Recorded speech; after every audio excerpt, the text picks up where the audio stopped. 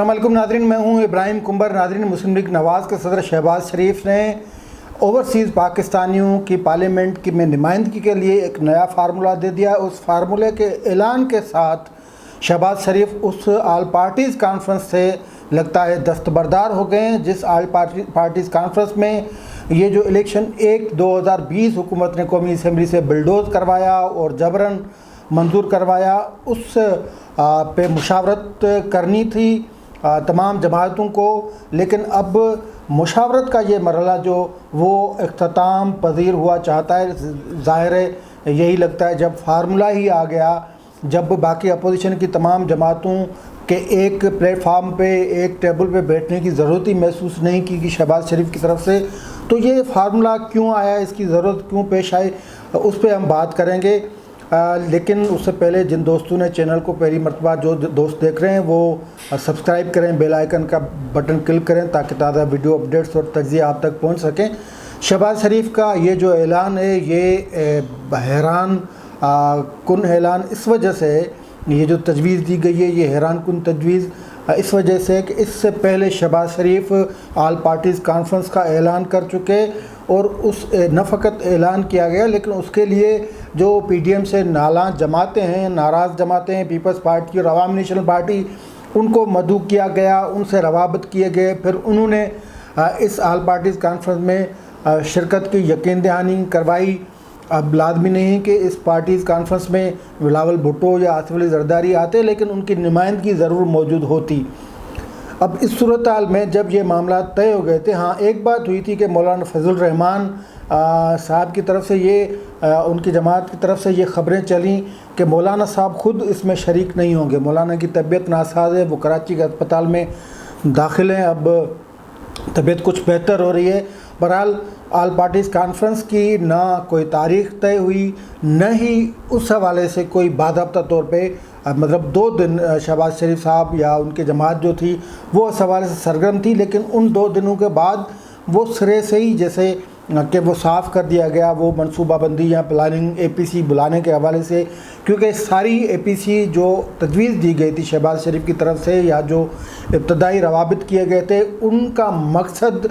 असल में election act का जो कानून या इलेक्शन इंतखाबी इस्लाहात के हवाले से जो तजावीज़ थी उनको इकट्ठा करना थी, फिर उनको पार्लियामेंट में ले जाना थी। बहरहाल ले जाना था या क्या वो APC में तय करते हो। लाजमी बात है कि ये APC अगर बुलाई जाती तो इसमें एक तो वो जमातें एक मरतबा फिर इकट्ठी बैठ जाती हैं जो जमातें PDM से अलहदा हो चुकी हैं, और एक अपोजिशन की तरफ से एक ज़बरदस्त किस्म का प्रेशर भी आ जाता। अब यहाँ पर मौलाना फजल रहमान के गैर मौजूदगी जो है वो सवाल ज़रूर पैदा होता है। इसलिए ये कहा जा सकता है कि हो सकता है मौलाना फजल रहमान की तबीयत तो नासाज है, लेकिन मौलाना ने ये समझाओ कि एक APC जो कि पीपल्स पार्टी की तरफ से बुलाई गई थी उसमें हम शरीक हुए, फिर एक एजेंडा तय हुआ, एक जो नेशनल एक्शन प्लान तय हुआ, जो जितनी भी जो एक तजावीज़ आई उस पर फिर सारे इकट्ठे हुए, उसके उस सरे के यानी उस छतरी के नीचे फिर PDM बना और PDM चलता गया। PDM ने प्रेशर्स डाले, PDM इस पोजीशन में आ गया कि आवाम मुतरक भी हो गया, और जो जिन कुव्वतों के ख़िलाफ़ या जिन हरबों के ख़िलाफ़ या जिन आइन शिकनी और कानून शिकनियों के ख़िलाफ़ PDM मुतरक हुआ था, PDM सरगर्म हुआ था, उनको कामयाबी भी मिली। लेकिन आगे चलकर पीपल्स पार्टी ने उस PDM को तोड़ने की कोशिश की, उसको थोड़ा पीपल्स पार्टी साइड लाइन भी हो गई और इख्तलाफात इतने बढ़ गए कि आखिर में पीपल्स पार्टी छोड़ चुकी। यानी मौलाना फजल रहमान ये समझते हैं कि इसमें मुकम्मल तौर पे कसूर जो वो पीपल्स पार्टी का है या फिर दूसरी जमात अवामी नेशनल पार्टी का है कि उन्होंने एक नोटिस को जवाब बना के वो PDM से अलहदा हो गए।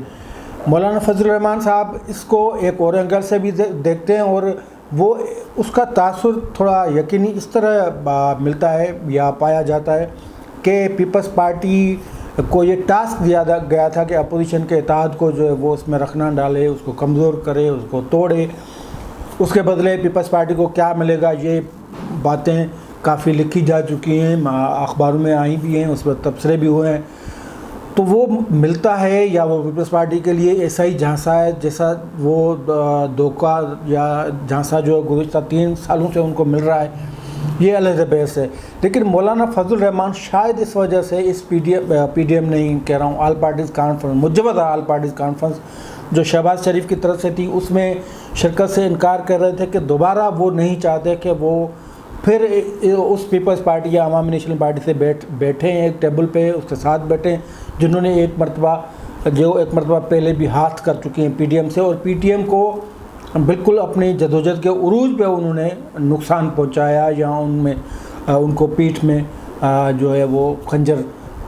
घूम पाए। हो सकता है कि मौलाना फजल रहमान ये सोच रहे हों। लेकिन सवाल ये पैदा होता है कि जब इंतखाबी इस्लाहात के हवाले से शहबाज शरीफ ने ये तय किया था, अपने जो करीबी हल्के हैं उनसे के साथ मुशावरत के बाद यह तय किया था कि इन पे अपोजिशन की जमातों को एतमाद में लिया जाएगा और उनको एतमाद में लेने का तरीका ऑल पार्टीज़ कॉन्फ्रेंस है, उसके लिए इब्तदाई रवाबित भी हुए। लेकिन फिर अचानक शहबाज शरीफ को ये ख़्याल क्यों आया कि इसके हवाले से तजवीज़ दे दी जाए, क्योंकि इंतखाबी इस्लाहात के हवाले से जो हुकूमती बिल है उसमें तो न फ़कत इंतखाबी इस्लाहात के हवाले से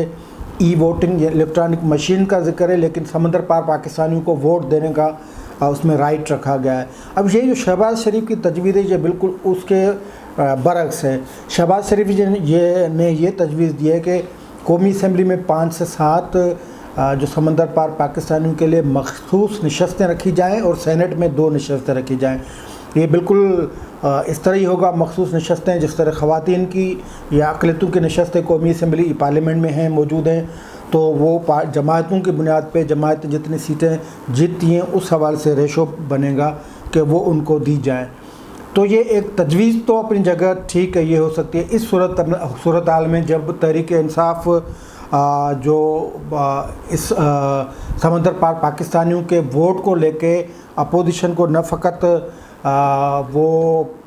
उनसे लड़ाने की कोशिश कर रही है, लेकिन वो नारा लगा रही है, और उस नारे की कामयाबी के चांसेस इसलिए भी लगते हैं कि एक तो समंदर पार पाकिस्तानी बाहर रहते हैं, वो पैसे भी भेजते हैं, जो मुआशी सरगर्मियाँ वो भी एक कारण वजह है कि वो चलती हैं। लेकिन जब टसल अगर कोई सीधी मुखालफत कर दे, जैसे कि पहले कर दिया था एहसन इकबाल ने मुस्लिम लीग नवाज़ की तरफ से, तो उसमें ये सूरत हाल बनी थी कि ये तासुर ये गया था कि नवाज़ लीग जो है वो समंदर पार पाकिस्तानियों के वोटिंग के हक़ में नहीं। एक तो शहबाज शरीफ उस प्रेशर में रहकर उन्होंने ये तजवीज़ फौरी तौर पे दे दिए, यानी APC बुलाने से पहले दे दिए। दूसरा इम्कान ये है कि शहबाज शरीफ ने ये ख़ुद से तजवीज़ नहीं दी, लेकिन शहबाज शरीफ ने एक मसले का हल निकाला है, और शहबाज शरीफ किन के साथ रवाबित में हैं, कौन उनसे मुलाकातें करते हैं, किस तरह ये थोड़े वो ख़ुद जो ये ज़ाहिर नहीं करते या ये तासुर नहीं देते, लेकिन ये उनके रवाबित जो हैं वो चलते रहते हैं, साथ साथ वो चलते रहते हैं, साथ साथ वो मियां नवाज़ शरीफ के साथ हैं, साथ साथ उनको किसी से मिलाने के वाला काम भी कर रहे हैं, साथ साथ वो चौधरी निसार किससे भी राब्ते में। बहरहाल ये सारी चीज़ें हैं, लेकिन ये कहा जाता है कि शहबाज शरीफ ने ये जो तजावीज़ हैं, ये जो फार्मूला दिया है, ये अपनी तरफ से नहीं, लेकिन ये जो उनके साथ रोज़ नई नई मीटिंग्स होती हैं तो उस में ये फार्मूला जो है वो सामने आया है कि वो फिर पाकिस्तान के पार्लियामेंट में कौमी असम्बली हो, सेनेट हो, या फिर आज़ाद कश्मीर असम्बली हो, गिलगित बल्तिस्तान काउंसिल हो, इस हवाले से उन्होंने तजवीज़ दे दिए। अब रहा सवाल ये है कि अगर शहबाज शरीफ ये समझते हैं कि APC की मतलब इस तजवीज़ के साथ ये बात ख़त्म हो जाती है कि अब APC बुलाने की ज़रूरत नहीं है। इलेक्शन एक्ट में यही एक तरमीम जो थी हुकूमत की तरफ से, वो उसी की मुखालफत तमाम जमातों ने भी की। एक तो इलेक्ट्रॉनिक वोटिंग मशीन के वो वायबल नहीं है इस सूरत हाल में, जहाँ पे लोग जो बैलेट पेपर का वोट है वो भी उस पर ठप्पा गलत लगा देते हैं। तो एक इलेक्ट्रॉनिक वोटिंग मशीन और एक समंदर पार पाकिस्तानी के लिए ई वोटिंग का जो इशू है, उस पर हुक्मरानों की नीयत में क्या है, उस पर अपोजिशन का कहना है कि हुक्मरान बड़े पैमाने पर धांधली कर सकते हैं इसमें, और ये पॉसिबल भी है। जब बैलेट पेपर आपके हाईजेक हो जाते हैं, जब बैलेट बॉक्स आपके गुम हो जाते हैं, पता नहीं कहाँ से आपके प्रिजाइडिंग अफसरान जो हैं वो गुम हो जाते हैं 20-20 के उस में, तो ई वोटिंग या ई मशीन्स जो हैं तो वो किस तरह हैक नहीं होंगी या ये सारी सूरत हाल है। लेकिन कहने का मतलब कि फिर ये कहा जा सकता है कि शहबाज शरीफ ने APC से जो सियासी हालात हैं उसमें दस्तबरदार हो गए हैं। वो सियासी हालात ये हैं कि आसिफ अली जरदारी लाहौर में आकर बैठ गए, बिलावल भुट्टो जरदारी का प्रोग्राम है तो, और मौलाना फजल रहमान इस APC में नहीं आते, तो हो सकता है शहबाज शरीफ के जहन में ये आया हो अब APC का कोई मकसद नहीं रहा। और इस मकसद APC जब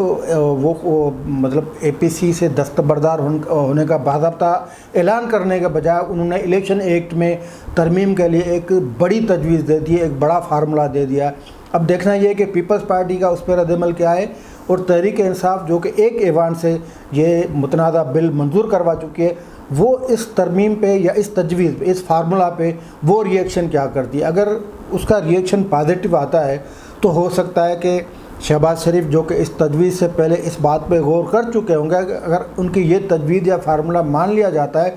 तो फिर शहबाज शरीफ लाजमी बात है PTI के साथ बैठेंगे। अगर वो ज़हनी तौर पे PTI के साथ बैठने को तैयार हो गए हैं तो इस सूरत में अगर PTI को भी ये तजवीज़ कबूल है तो फिर आइनी तरमीम मंजूर हो जाएगी, और फिर ये शहबाज शरीफ की इसरार पे बाकी जो तरामीम है, जैसा कि इलेक्ट्रॉनिक वोटिंग मशीन है या वोटिंग है समंदर पार पाकिस्तानियों को, फिर उसको साइड लाइन पर करना पड़ेगा। लेकिन ये मुस्तकबिल में होगा। पहली बात यह है कि PTI इस पर राज़ी होती है या नहीं, पीपल्स पार्टी का इस हवाले से क्या मौक़िफ़ आता है। दूसरी बात यह है कि शहबाज शरीफ अब APC को ख़त्म कर, APC का जो